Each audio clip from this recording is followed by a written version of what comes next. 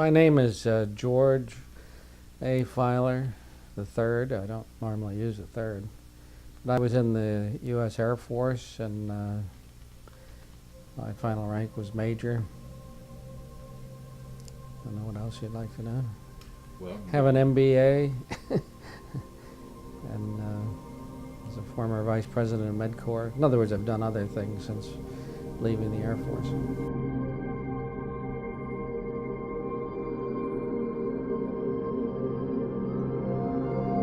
I was a navigator in various aircraft, tanker and transport aircraft. Flew last in C-141s at McGuire Air Force Base. I was also an intelligence officer most of my career as my desk job, so to speak.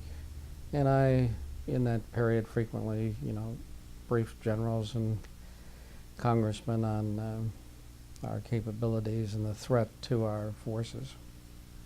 Well, I was normally, like I mentioned, a briefing officer, and I would come to work 4 o'clock or so in the morning. And on the morning of January 18th, 1978, I drove through the main gate at McGuire, and I noticed that there was red lights out on the runway, and that probably something was going on out on the runways there because of all the red lights and like police cars and fire trucks and so on. And didn't think too much about it until I got to 21st Air Force Command Post, is where I worked, and I would go in there and prepare a briefing for what was the your position there? generals. I was a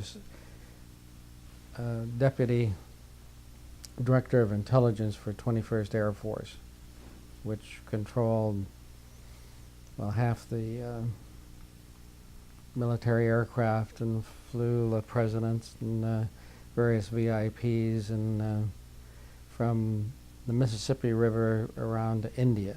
We had some 300 aircraft, and we were flying all kinds of missions, submarine crews, almost anything that had to do with the military airlift we accomplished. And this particular morning, when I went into the command post, I was met by the head of the command post, and he said that it's been a very exciting evening, that we've had UFOs in the, over the McGuire all night, and that one had apparently landed or possibly crashed at Fort Dix, and that when a military policeman came upon the alien, that he had pulled out a gun and shot them. And I said, a foreigner, an alien? I was a little bit confused by him saying alien.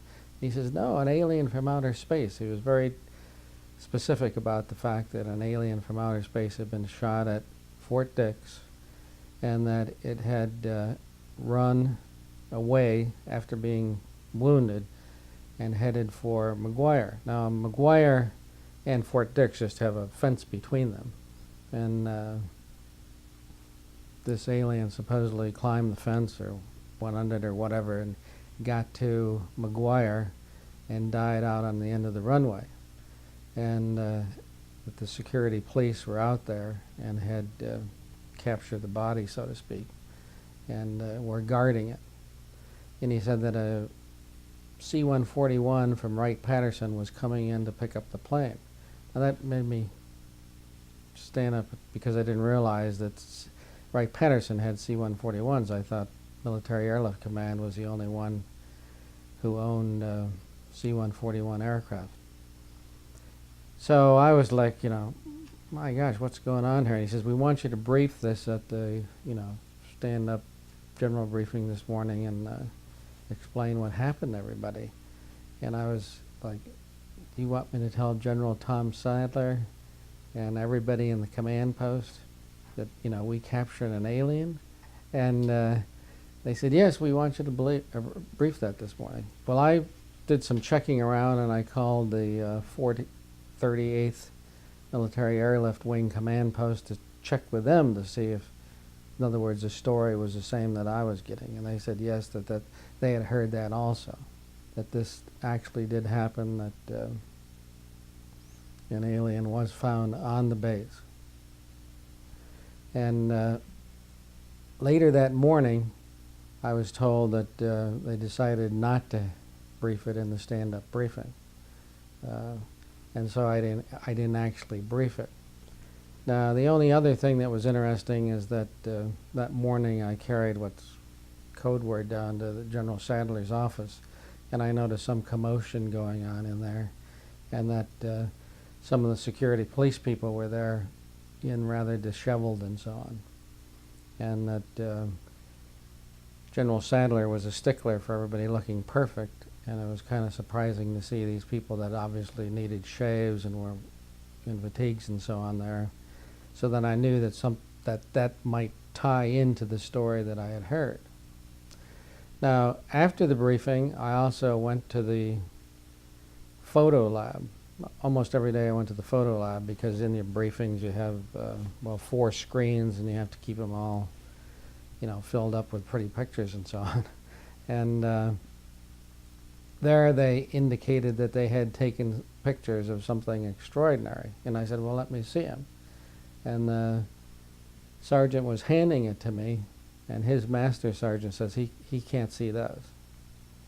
So all I know is that they had some pictures that I wasn't allowed to see. But normally, being the general's briefer, I had never been, stopped from seeing any pictures that they had previously.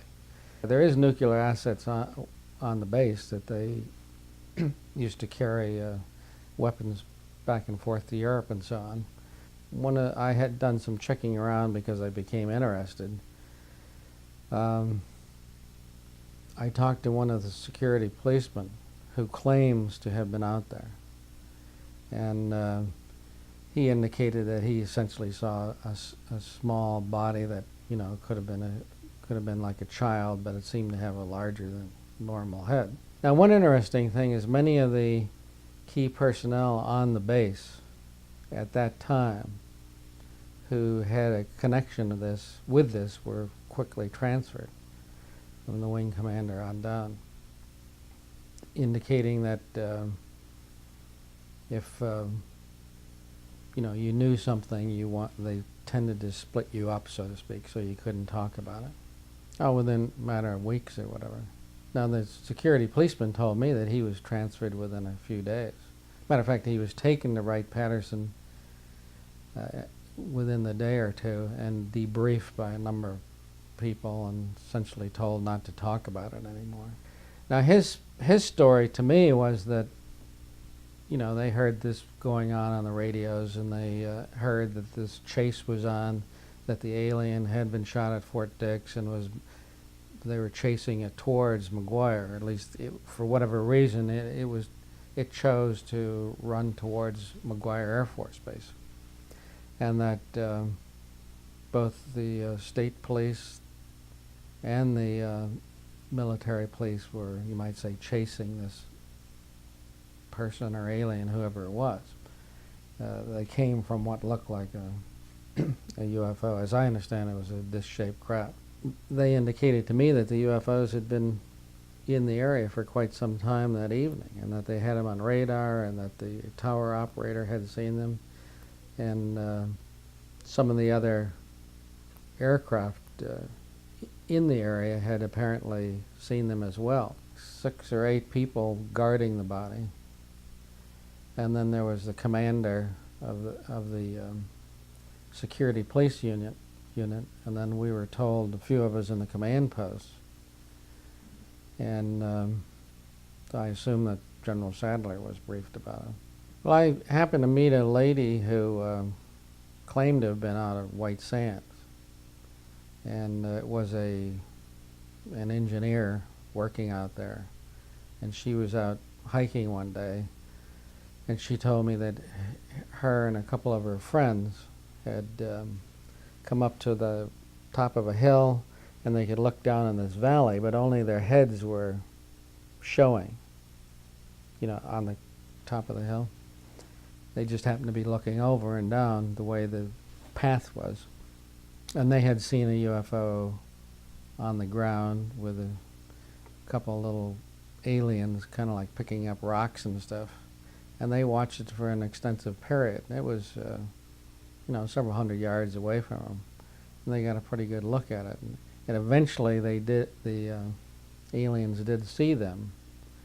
And they jumped in the craft and took off. But I had personally never seen anything until about 1962. We were flying tankers over England, and London Control asked us to intercept a UFO. And we happened to be done with our refueling mission, and we accepted the assignment. We were on just over the North Sea, and they asked us to fly to the center of England, and we were doing, I don't know, some 400 miles an hour in a dive down to intercept this object. And they gave us headings, And it was pretty much hovering in the rough Stonehenge area, Oxford, Stonehenge area. And we got about, I'm not exactly sure, 20, 30 miles out, and I got it on radar. And it was a very large return. We used to fly up by the Firth of Forth Bridge, which is kind of like the San Francisco Bay Bridge, but it's a very large bridge. And the return was similar to that in size and in intensity. In other words, it was a very large radar return. And obviously London Control had it on their radar, and they were vectoring us to this object. And when we got about a mile from it, as a matter of fact, we were diving on the thing, and the whole aircraft was shaking, and it just took off into space at several thousand miles an hour, almost directly up. And now this was at night. It reminded me a lot of the shuttle launch, something going up very quickly at a high rate of speed. And frankly, at least to my knowledge, we had nothing like that capability. Matter of fact, we said something about, have any kind of rocket launches from that area, and they said no, that we could just continue on our mission. So based on this lady's testimony and pretty much what we saw, I believe that there was something, going on out there. My best guess is that it was a disc-type craft, but a fat disc. At least there was lights, something like this at the top and at the bottom. It was more than just a straight plate-like object. It had a dome on the top of it. If the radar return was accurate, it was probably just guessing, 500 yards long or something. I mean, a huge thing. Something that bothered me a little bit, that they were very friendly as we're doing the intercept on the thing, and once the intercept was made and it had, essentially we chased it away, they didn't want to talk about it any further. We wrote it in the navigator's log, fairly detailed. Yeah, this is Briarwood Lake in Medford, New Jersey, and we had just moved into this house. In any case, we were asleep about, I'm just guessing, 3 o'clock in the morning, and I'm asleep with my wife, and suddenly the room got very bright in the middle of the night. So I got up out of bed and opened up the shade, but most of the light was even coming through the shade. And looked outside, and I don't know if most people have seen a submarine surfacing with all the water coming off. Well, this was like a disc about 30 feet in diameter surfacing. And what looked to me like water coming off of it. But frequently I had flown the Atlantic and Pacific and so on, and seen the aurora borealis, or the northern lights, and around the craft were this ionization very similar to the aurora borealis, and it just kind of moved across the lake for a while and flew off at a fairly high rate of speed.